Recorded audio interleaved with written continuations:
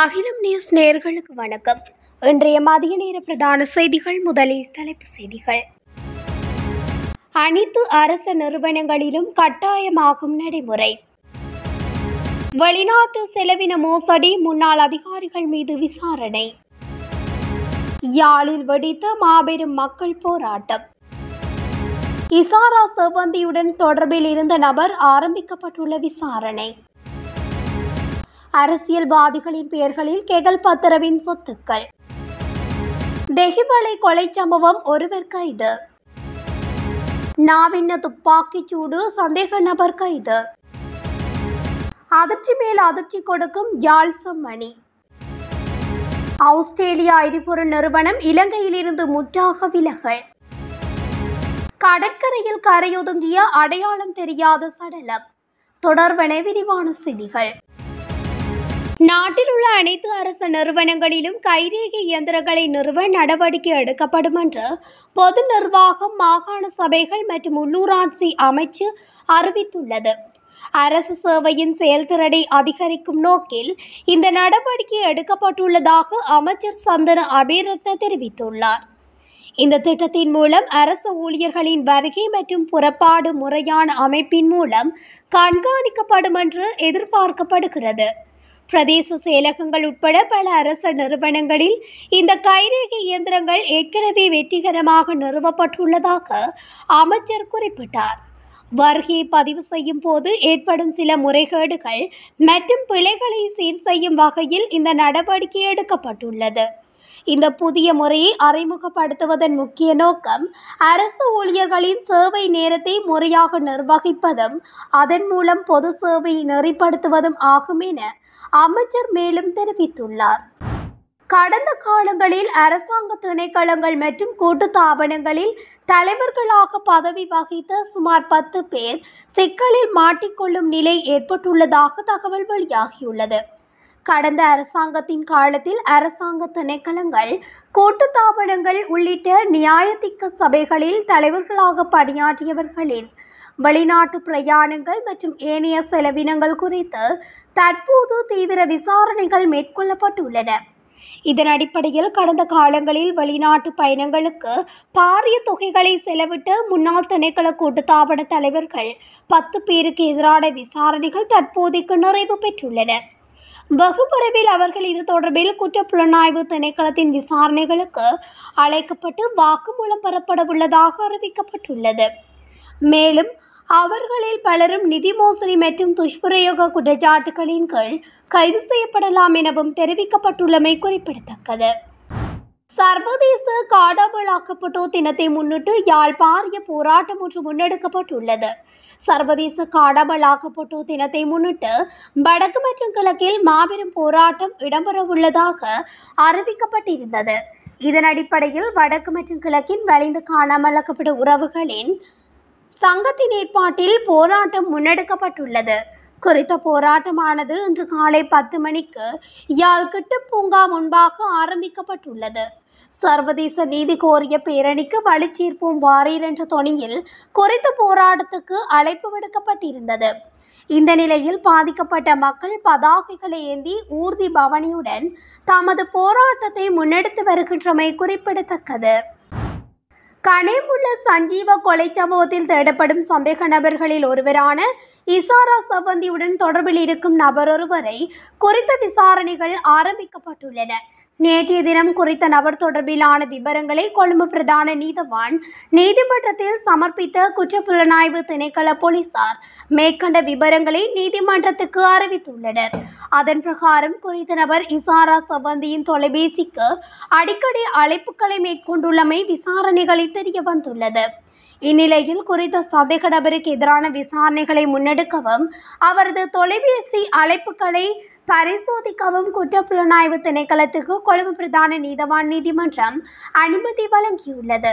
தலைமறைவாகியுள்ள இசாரா செவ்வந்தியுடன் தொடர்பில் இருந்த 3 ஏற்கனவே கைது செய்யப்பட்டு விளக்கமறியலில் வைக்கப்பட்டுள்ளமை குறிப்பிடத்தக்கது. இந்தோனேசியாவின் ஜகார்த்தாவில் சமீபத்தில் கைது செய்யப்பட்ட கெகல்பத்தர பத்மி மற்றும் பிற ஒழுங்கமைக்கப்பட்ட குற்றவாளிகளால் சட்டவிரோதமாக பெறப்பட்ட படத்தில் நாட்டில் வாங்கப்பட்ட கோடிக்கணக்கான ரூபாய் மதிப்புள்ள சொத்துக்களை பறிமுதல் செய்ய தேவையான சட்ட நடவடிக்கை எடுக்கப்பட்டு வருவதாக தெரிவிக்கப்பட்டுள்ளது. மேலும் அரசியல்வாதிகள் மற்றும் சக்தி வாய்ந்த நபர்களின் பெயர்களில் சொத்துக்கள் வாங்கப்பட்டுள்ளதா என்பது குறித்து விரிவான விசாரணைகள் தொடங்கப்பட்டுள்ளதாகவும் கூறப்படுகிறது. இந்த ஒழுங்கமைக்கப்பட்ட குற்றவாளிகளால் சட்டவிரோதமாக கையகப்படுத்தப்பட்ட அசையும் மற்றும் அசையா சொத்துக்கள் தொடர்பான உண்மைகளை நீதிமன்றத்துக்கு அறிக்கை செய்வதாகவும் தொடர்புடைய சொத்துக்களை உடனடியாக முடக்க தேவையான உத்தரவுகளை பெறுவதாகவும் சட்டவிரோத சொத்துக்கள் புலனாய்வு பிரிவு தெரிவித்துள்ளது. தெஹிவளை போலீஸ் பிரிவுக்குட்பட்ட கடற்கரை வீதியில் நபரொருவரை கழுத்தை நெரித்து கொலை செய்த குற்றத்துடன் தொடர்புடைய சந்தேக நபர் ஒருவர் கைது செய்யப்பட்டுள்ளார். 10ஆம் தேதி 5ஆம் மாதம் 2025ஆம் திகதியன்று இந்த சம்பவம் இடம்பெற்றுள்ள நிலையில் தெஹிவளை போலீசார் இது தொடர்பான விசாரணைகளில் தொடர்ந்து ஈடுபட்டு வந்துள்ளனர். அதன்படி தெஹிவளை போலீசாருக்கு கிடைக்கப்பெற்ற ரகசிய தகவலை அடுத்து நேற்றிரவு குறித்த சந்தேக நபர் தெஹிவளை சைட்ய வீதி பகுதியில் வைத்து கைது செய்யப்பட்டுள்ளார். கைதானவர் தெஹிவளையைச் சேர்ந்த 38 வயதானவர் என தெரிய வந்துள்ளது. மகரகம நாவின் சந்திக்கு அருகிலுள்ள அதிவேக வீதியில் மோட்டார் சைக்கிளில் வந்த துப்பாக்கிச்சூடு நடத்திய சம்பவம் தொடர்பில் 39 வயதான சந்தேக நபர் ஒருவர் கைது செய்யப்பட்டுள்ளார். கொட்டாவை பகுதியில் மேற்கொள்ளப்பட்ட சுற்றி வளைப்பின் போதே இச்சந்தேக நபர் கைது செய்யப்பட்டுள்ளார். ஆகஸ்ட் 6ஆம் தேதி நடைபெற்ற இந்த சம்பவத்தில் துப்பாக்கிச்சூடு நடத்தியவர் இவர்தான் என்பதை போலீசார் உறுதி செய்தனர். சந்தேக நபரின் வீட்டில் வெளிநாட்டு துப்பாக்கியொன்றும் போர் 12 ரக தோட்டாக்கள் 3 கண்டுபிடிக்கப்பட்டுள்ளன. கைது செய்யப்பட்டவர் கிரிவத்துடுவையைச் சேர்ந்த 39 வயதானவர். சம்பவம் தொடர்பிலான மேலதிக விசாரணைகளை போலீசாரினால் மேற்கொள்ளப்பட்டு வருகின்றது. ஒரு பெரிய எலும்புக்கூட்டின் நெஞ்சு பகுதியுடன் அணைக்கப்பட்டவாறு ஒப்பீட்டளவில் சிறிய எலும்புக்கூடு ஒன்று அடையாளம் காணப்பட்டுள்ளது. அதனை சுத்தப்படுத்தும் பணிகள் முன்னெடுக்கப்பட்டு வருகிறது. அதனை முற்றாக அகழ்ந்தெடுத்த பின்னர் சட்ட வைத்திய அதிகாரியின் அறிக்கையின் பிரகாரமே குறித்த எலும்புக்கூடுகள் தொடர்பில் உறுதியாக கூற முடியும் என தெரிவிக்கப்பட்டுள்ளது. அதேவேளை 2ஆம் கட்டத்தின் 3ஆம் பகுதி அகழ்வு பணிகள் கடந்த திங்கட்கிழமை முதல் முன்னெடுக்கப்பட்டு வரும் நிலையில் சிறியவர்கள் மற்றும் சிசுக்களின் எலும்புக்கூடு தொகுதிகள் அடையாளம் காணப்பட்டு வருகிறது. செம்மணி மனித புதைகுழியில் அகழ்வு பணிகள் வெள்ளிக்கிழமை வரையில் கட்டம் கட்டமாக 46 நாட்கள் முன்னெடுக்கப்பட்ட அகழ்வு பணிகளின் போது 174 எலும்புக்கூடு தொகுதிகள் முற்றாக அகழ்ந்தெடுக்கப்பட்டுள்ள அதேவேளை இதுவரையில் 187 எலும்புக்கூடு தொகுதிகள் அடையாளம் காணப்பட்டுள்ளமை குறிப்பிடத்தக்கது.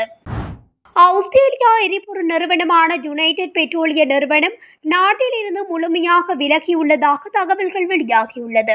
இலங்கை கனியவள கூட்டுத்தாபனத்தின் முகாமைத்துவ பணிப்பாளரை கோடிட்டு ஆங்கில ஊடகம் ஒன்று யுனைடெட் பெட்ரோலிய நிறுவனம் இலங்கை சந்தையில் இருந்து முழுமையாக விலகியதாக குறிப்பிட்டுள்ளது. குறித்த நிறுவனம் 3 மாதங்களுக்கு முன்னரே தங்களின் வெளியேறும் முடிவை அறிவித்ததாகவும் குறிப்பிடப்பட்டுள்ளது. எதிர்பார்த்த லாபத்தை அடைவதற்கு இலங்கை சந்தை பொருத்தமாக இல்லை என்பதை கருத்தில் கொண்டே இந்த தீர்மானத்தை மேற்கொண்டதாகவும் குறித்த நிறுவனம் அறியப்படுத்தியுள்ளது. இந்நிலையில் ஆஸ்திரேலிய எரிபொருள் நிறுவன விலகல் பன்முகப்படுத்துவதற்கான இலங்கையின் திட்டத்துக்கு பின்னடைவை ஏற்படுத்தும் என்று தெரிவிக்கப்பட்டுள்ளது. களுத்துறை கட்டுகுருந்த பகுதியில் உள்ள கடற்கரையில் சந்தேகத்துக்கிடமான முறையில் சடலம் ஒன்று கண்டெடுக்கப்பட்டுள்ளது. கடற்கரையில் உடற்பயிற்சி செய்து கொண்டிருந்த தந்தை மற்றும் மகளினால் இந்த உடல் கண்டுபிடிக்கப்பட்டு 119 அவசர எண்ணுக்கு தகவல் வழங்கப்பட்டுள்ளது. போலீசார் நடத்திய விசாரணையில் கடற்கரை மணலுக்குள் உயிரிழந்தவரின் தலை புதைந்திருந்தமை தெரிய வந்துள்ளது. உயிரிழந்த நபர் 55 வயது தொடக்கம் 60 வயதுக்குட்பட்டவராக இருக்கலாம் என சந்தேகிக்கப்படுகிறது. உயிரிழந்தவரின் அடையாளம் இன்னும் உறுதிப்படுத்தப்படாத நிலையில் அவர் கருப்பு நிற காட்சட்டை, பெல்ட் மற்றும் வெள்ளை சாக்ஸ் அணிந்திருந்ததாகவும் தெரிவிக்கப்படுகிறது. சம்பவம் தொடர்பில் மேலதிக விசாரணைகளை போலீசார் மேற்கொண்டு வருகின்றனர். இத்துடன் அகிலம் நியூஸின் இன்றைய மதிய நேர பிரதான செய்திகள் நிறைவடைகின்றன. தொடர்ச்சியாக செய்திகளை அறிந்து கொள்ள அகிலம் நியூஸ் ஊடகத்துடன் இணைந்திருங்கள். நன்றி, வணக்கம். அகிலம், மாற்றத்திற்கான மக்கள் குரல். இந்த வீடியோ பிடிச்சிருந்தா லைக் பண்ணுங்க, கமெண்ட் பண்ணுங்க, ஷேர் பண்ணுங்க. மறக்காம கீழே இருக்க பெல் ஐகானை கிளிக் பண்ணுங்க.